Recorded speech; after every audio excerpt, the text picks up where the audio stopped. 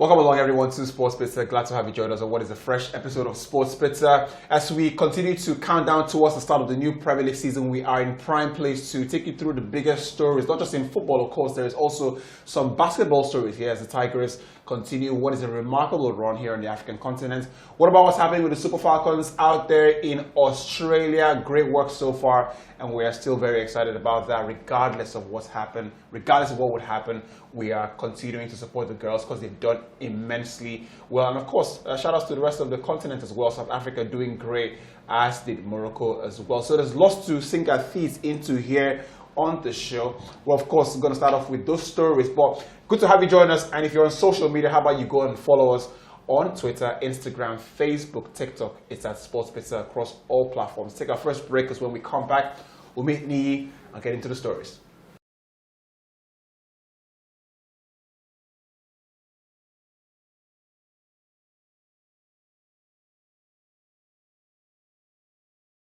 As always a pleasure to welcome you back to the show. Sports Pizza here. My name is Yubi, and so doing over. Let's start off with some stories on the local scenes. But before we do that, let's speak to the man who has been holding the fort for the last couple of episodes, Falan Adeniyi.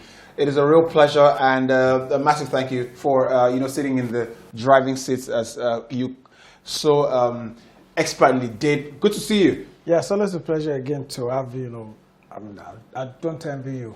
Andrew Nana says I'm the big man at the back of the post, so I take the criticism, right?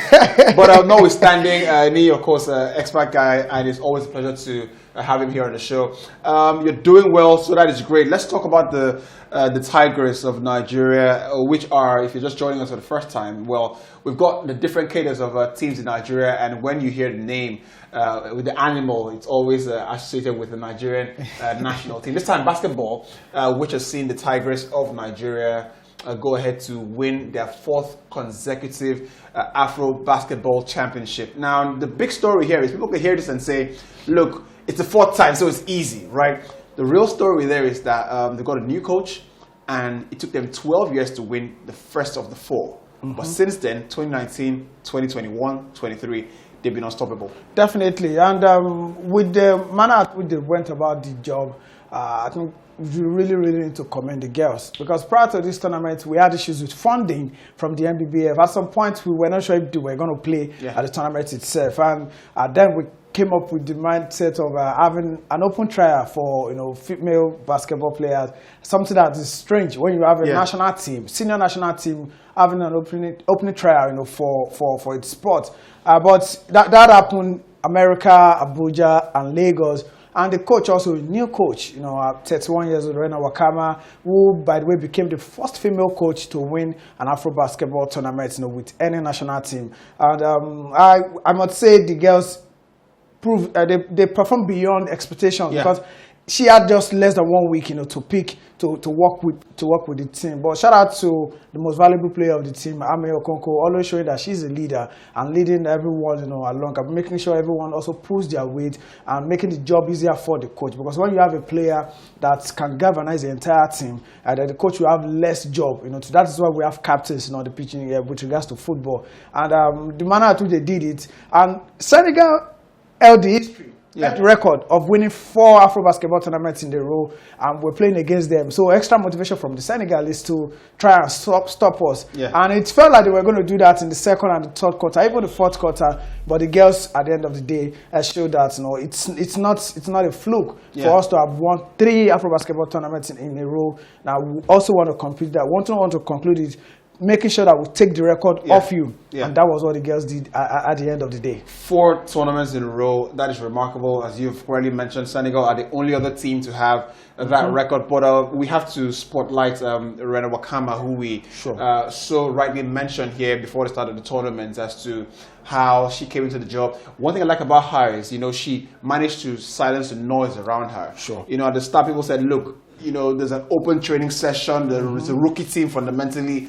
But she said, look, we're going to go here. We're going to make sure that we play basketball. And that's what players want to do. Definitely. That's what they did. Exactly. 84-74, the final score against Senegal. And it just shows you that it doesn't matter how you start, it's how you finish. Definitely. Right? I mean, prior to getting to the semi-final, they've been having issues with their first quarter and the second quarter. I think it dawned on them that against Senegal, we can't allow Senegal gain an advantage over us, especially the first and the second quarter. So let's make sure that we win the first and second quarter, then they can take the third quarter, and we'll definitely slug it out for the fourth quarter. And that was what they did. And I was impressed that the mistake they made in the earlier games, during the tournament, by not playing well in the first and second quarter, they didn't do that against Senegal. I mean, Senegal, they are very, very strong team when it comes to female basketball. And once again, kudos to the coach, kudos to the players. With that short period, talking about the Nigerian spirit, that is what we always ride on. But I don't know how long we can continue that. Not today, right? Not today. Today is about the positive energy. Definitely. And giving the girls their flowers. I honestly think that, if we give the girls half the amount of resources we give the guys, exactly. we would be ruling Africa for a long time. And of course, it did end with smiles on the faces of every single player at the Tigers camp. And of course, congrats to the head coach Rena Wakama for leading the team and being the first female to win an Afro basketball championship. Right then, let's get away from that one female team to another female team who are, when you think about how it's all played out, Australia had a nice draw against Canada, did what they did against Ireland, qualifying from the group, making it to the round of 16, which was the farthest we've ever come, playing the Lionesses and eventually stopping there. Right, look, it's remarkable what the girls have done. I think we've had some amazing moments. I think one of the important things you have to look at is they've been able to draw more fans to themselves. They've endeared a new generation. And in the end, we have to appreciate that, because the girls need to know that they're now a mainstay in the minds of the Nigerian community, the football lovers. And I think that we've achieved that. So that's not bad at all. Exactly. And with the new generation of girls coming up in the team right now, I think everyone is getting drawn to the spirit, within the camp. We see videos, we see pictures, being posted, the girls dancing, enjoying themselves. Of course, the Leicester City defender, Ashley, always showing that she wants she wants to tell us that she's Nigerian. She just wants to tell embracing the culture. Embracing the culture. Alozie also, Tony Payne. I think now what they need to do is, our NFF, I don't know if they're going to sack Randy after the tournament, because we had report that they were going to do that even before the tournament started, but they went against that. And I think they read the general script and like, no, let's not do that. Exactly. So I think they should leave him. They should leave him to continue with the girls. I think we are seeing a transition from the old players to the young ones. That we have some that are in the middle, in between, the likes of Ajibade, Asisat, and Odega, thereabout. So I think they need to build on this. It's obvious that we have young talents, in the female football coming up. The second round of 16, I don't think it's a bad thing compared to the group we found ourselves, before the tournament. So it's something that they can do. It's something that they can do. Let them build on what they achieve at the FIFA World Cup. And just to add perspective to what Nia has just said, when you go to the group which we qualified from, had the host nation Australia, we had Canada, who are Olympic champions. They had, of course, the rookies Northern Ireland. So for all intents and purposes, the girls have done well. And I like the point you raised there. There's a transition now. We're not relying too much on her anymore. The team knows that, if she's not around, we can always foster along. Tony Payne, you look at the likes of Ajibade, who we know already, Halimatu, Deborah as well from the local league. So the real positives here, and I think we've got to take them and embrace it. And I've got to say, if the girls are watching, anyone who's watching, you have done absolutely incredibly well, and we are proud, absolutely proud of everything you have done. Thanks for inspiring the entire country right there.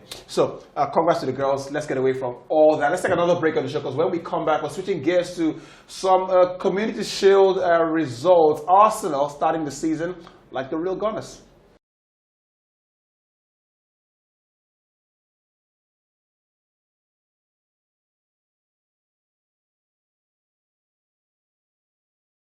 Welcome back to Sports Pizza. We're having a great time here, obviously, off the back of the Super Falcons. An incredible run at the World Cup, and we can't have enough of them. There'll be more chances to have more of the girls. Congrats to every single one of them, plus the head coach as well, and everyone who's taking care of them. We only talk about the physios, the staff in the background. So congrats to every single person who's made sure we had a good time.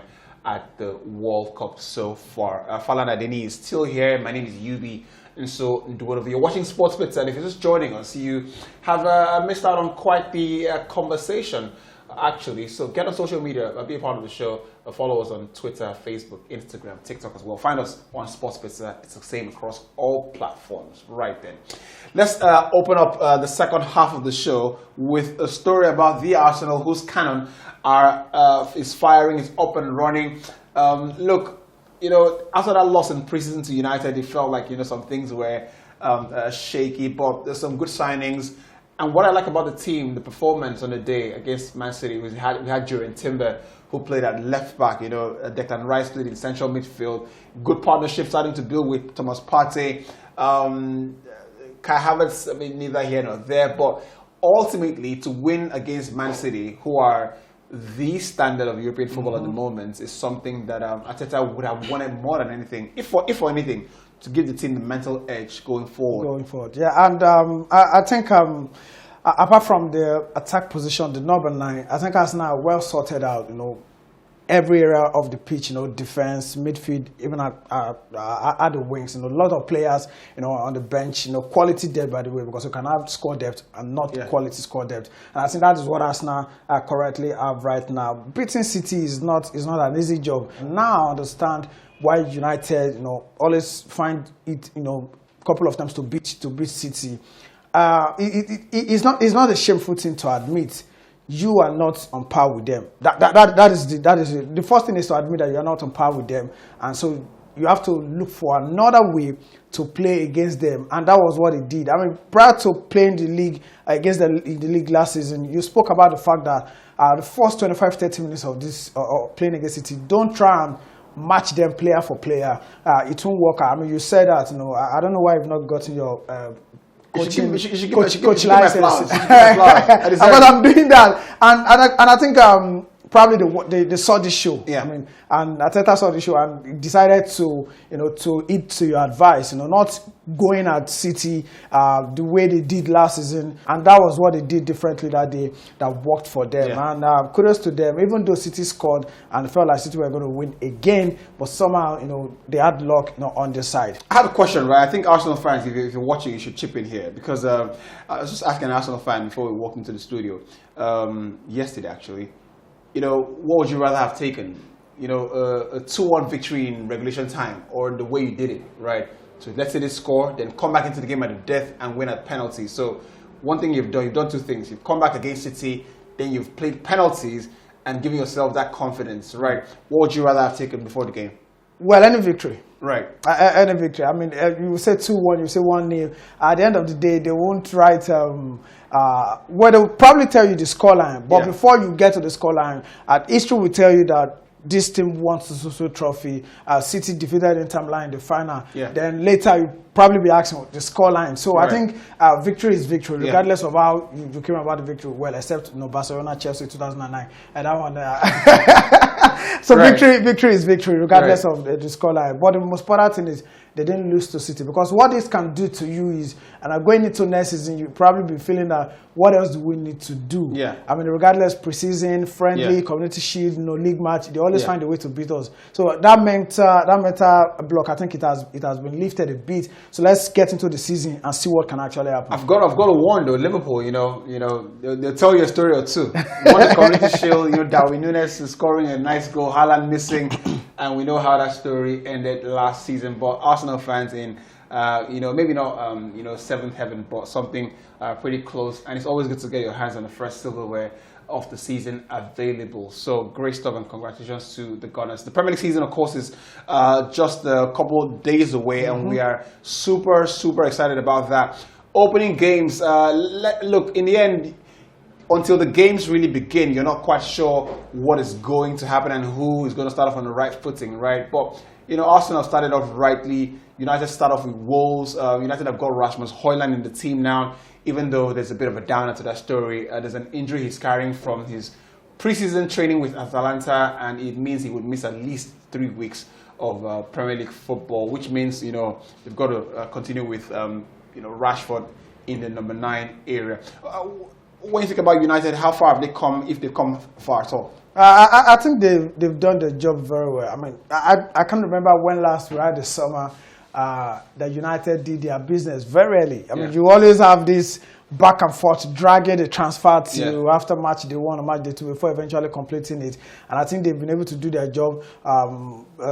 Eric Ten Hag knew what he wanted before the season ended, and we can see that from the transfer. Got his hand on the goalkeeper, sorting the David De Gea issue very, very early. We don't want you again. You're not a bad goalkeeper, but I mean, we don't just want you. You don't fit into the pattern. Same thing that Pep did when he came to City. I mean, signing Joe. I don't know why people are just making noise about that. I mean, we saw Pep do that to Joe Hart. I mean, the noise is not as much as what we're getting with David De Gea. It makes more sense when you now succeed in the end. Exactly. So hopefully. Should I say hopefully? I mean, I'm a Rama fan, but I mean, so he got his business right. Onana, Mason Mount, and of course, gotten his hand on the striker, which he definitely wanted. Maybe just like you've been saying, Sofiane Rabat and the lock shop, and let's expect outgoings. And I think that is what most teams have done right now. But let's keep our fingers crossed. Hopefully the transfer will work for United, but as a rival fan, you know I definitely don't want the transfer to work. Well, of course, Premier League starts of the 2023-24 season starts of this weekend. Burnley at home to Man City on the first game of the match day. It's a marathon, and this is the start of a Friday night. Burnley, Man City. Sheffield United take on Crystal Palace. Sheffield, of course, are newcomers there. Brighton and Hove Albion welcome newcomers Luton Town to the Amex Stadium. Newcastle take on Aston Villa, which is a massive game if you want to see. Of course, Chelsea-Liverpool is a big game for Sunday, and that game is at, I think, 3:30 Nigerian time, thereabout. And of course, you've got Arsenal, who have just won the Community Shield, take on Nottingham Forest, and hopefully Taiwo Awoniyi can score a goal or two there. Bournemouth against West Ham would be a cracker, and of course, Brighton-Fulham would be another interesting game. Remains to be seen, you know, what happens there with Caicedo. Does he stay? Does he go? Do Chelsea eventually pay up the money that Brighton are, demanding from them? Brentford, who've got Frank Onyeka as Nigerian player, take on Tottenham Hotspur. I've got to say, Harry Kane looks very good in preseason, scoring 4 goals against Shakhtar Donetsk in the first half. So they've got to watch out there. And of course, it all ends on a Monday Night Football with Manchester United taking on Wolverhampton Wanderers. Great stuff then. Right, so Premier League, of course, starts off early. Of course, the La Liga follows the week after. The French Ligue 1 starts this weekend as well. Same with the Premier League. So there is lots of football to be consumed over the next couple of weeks and, of course, months. So, Nii, what are you looking forward to the most this football season? Which signing is going to be the revelation of the season? Well, I think everyone will always pay close attention to the strikers, the midfielder, but I think we also need to look at defenders, this season. If all things being equal, Onana should be one of the signings of the season for Man United, considering the way they want to play their football. I'm also looking forward to seeing what Declan Rice can do in midfield for Arsenal, as well as Nicholas Jackson, for I like Chelsea. him. I like him a lot. Yeah, I like Nicholas Jackson a lot for Chelsea. Also, maybe United will get City will get their hand of Kaoru Mitoma, according to what we're getting.